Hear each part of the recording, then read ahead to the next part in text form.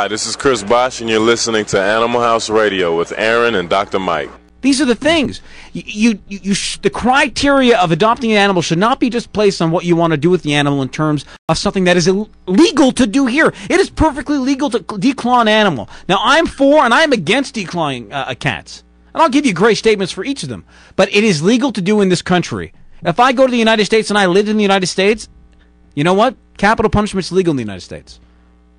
T.S. I can't do anything about it.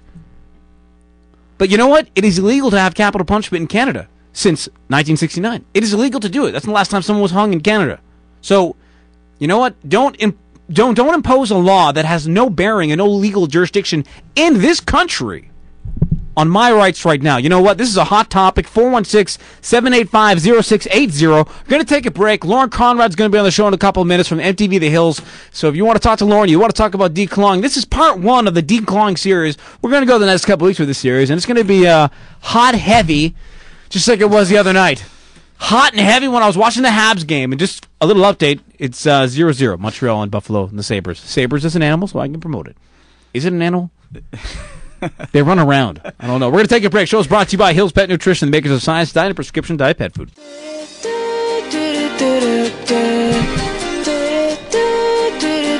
Back on Animal House Radio, 416-785-0680. 5 minutes away from Lauren Conrad from MTV's The Hills in MTV Canada. Get a little bit bromance there. You know, we did some bromance the other day. I'm going to talk to Lauren about that because it's all about bromance. Yeah. We're going to go back and continue this conversation once again. I got a little bit heated there and a little bit upset, but not upset at all. I'm just trying to make a point that if someone is against something and for something, it's got to be for the right reasons. I'm going to talk to you about, I had mentioned to Laura about this tail docking, ear cropping.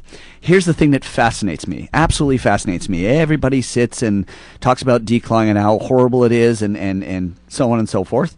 And what ends up happening is there are a ton of people out there that have wonderful little dogs, including myself. I have a Boston Terrier, and my Boston Terrier has no tail. And you know why he has no tail? Because at 3 days of age, someone chopped it off. Yeah. It was a veterinarian of some sort, unless it was a home job, but I doubt it was a reputable breeder. But look at breeders. No one talks about that. But look at breeders. Breeders, in my opinion, some breeders are horrible. The way they treat the dogs has to be like this, and they put in their little license when you have a breeder agreement. Hey, you can't get your, it's almost bad because you can't get your dog spayed or neutered until they're a year of age, and we have to come and you have to come back and we have to check the dog because we want to make sure we can breed champions of these great dogs when you buy them. But you're supposed to have your dog spayed or neutered at the age of 6 months. Yeah. Not in a year, and these breeders do this, so you buy them, so you spend all this money, then you go bring your dog back to the breeder, so the breeder say, hey, this one looks great, I'm going to go breed this with another version of my dog. You know what, I'm sorry, people out there in this world, they're crazy, and you got to read the fine print, because you know what, they will take you for everything you're worth. Sorry, it's the truth. Yeah. Well, I think the thing that bothers me is there's probably 40 breeds out there right now that a lot of people own, and they don't have tails, and I don't know if they thought they were born with them or not, but they weren't. We're talking about Cocker Spaniels, Pointers, Boston Terriers, Rottweilers, Dobermans.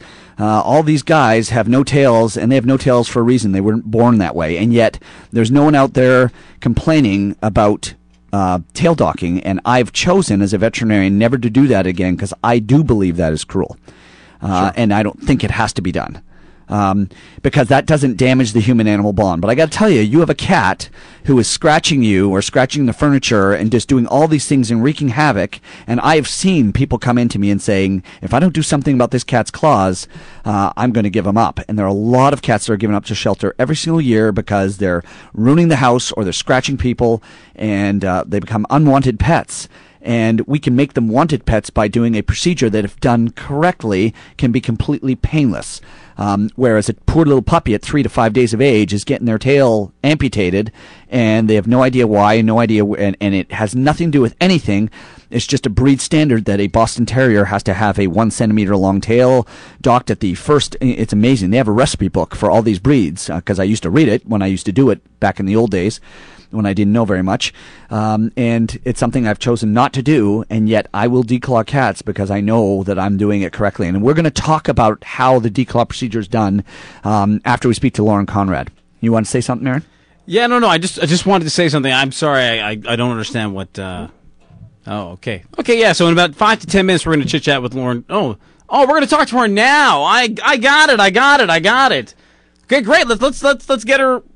Sorry, I have no idea what's going on. They're waving their arms. They're waving their. Okay. Okay, cool. Yeah, that's fine. Okay. So you just let me know when Lauren Conrad's on to talk on the air, and we'll bring her on the air right away. Okay? So you just let me know. So Lauren's going to be on in a couple of minutes on Animal House Radio. 416-785-0680. Lauren Conrad of the show The Hills. I mean, my goodness. Popularity. She is almost as popular as me. We're going to... almost. And I'm going to ask her how she...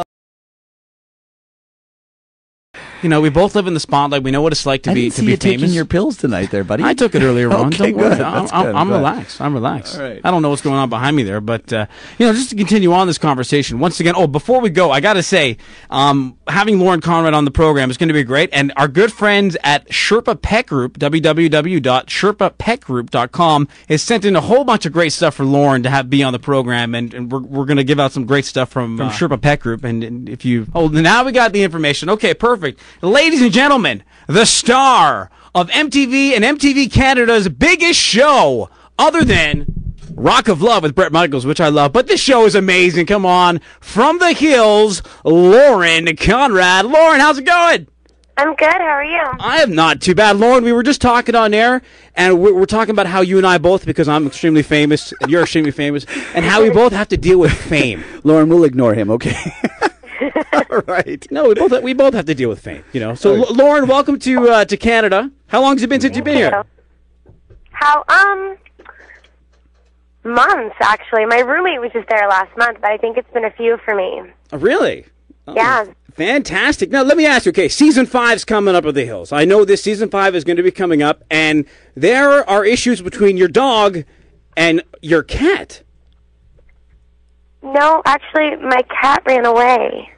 Oh. Over Christmas. Okay, so is this a spoiler?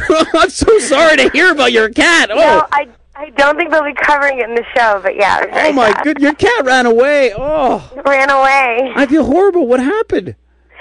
I was carrying him into my house, and a car drove by, and it was loud, and it scared him, and he jumped out of my arms, and he ran into bushes, and I could not find him.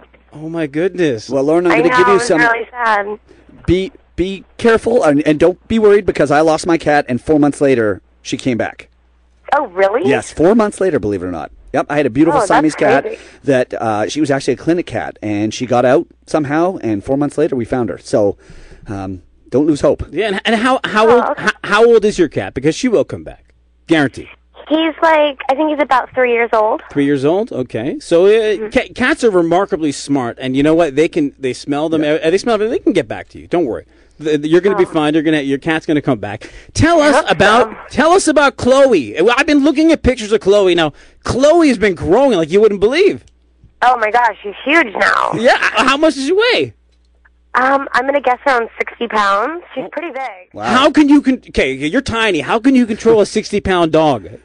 Oh, I mean, she's not that strong. She's like the size of a small lab. Her mom was a lab, so... And she's very obedient, right? So she's no, not gonna... she's not. I'm actually... Is she like Marley? Not on good terms right now, so... She's been very naughty the last few days.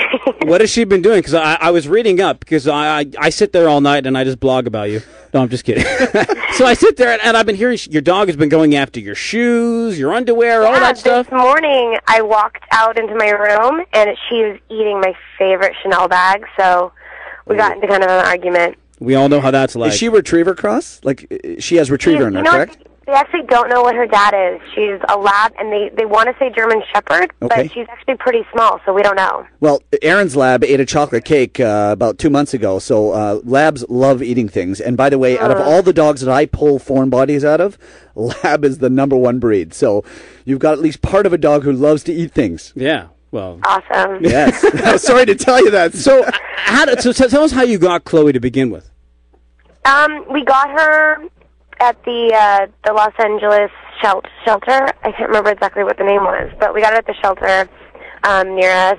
And we were looking for a while, and we saw her online as a puppy. So we visited her a couple times, and then when she was ready to leave her mom, then we went and got her.